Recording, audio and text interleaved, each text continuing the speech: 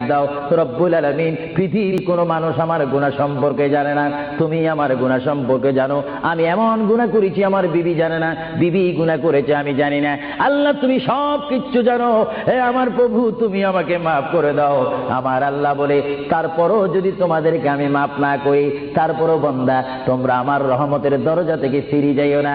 আমি তোমাদেরকে হুকুম দিচ্ছি, ওয়ালাউ আন্নাহুম ইয যালামু আনফুসাহুম জাউকা, বান্দারে যদি গুনাহ করে ফেলো আমার রহমত থেকে মুখ ফিরিয়ে তুমি চলে যাইও না।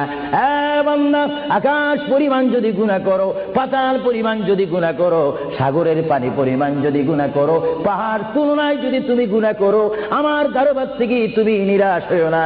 বান্দা, আমি তোমাকে একটি রাস্তা পাঠাই দিচ্ছি, একটি পথ তোমাকে আমি দেখাই দিচ্ছি। সেই পথটি কোন পথ তোমরা জানো? ওয়ালাউ আন্নাহুম ইয যালামু আনফুসাহুম জাউকা, বান্দারে যখন তোমরা বরবাদ হয়ে যাবে তখন তোমাদেরকে একটা পথ আমি তোমাদেরকে দেখাই দিলাম। সেই পথটির নাম হচ্ছে আমার রাসূলের মদিনা। জোরে বলেন সুবহানাল্লাহ।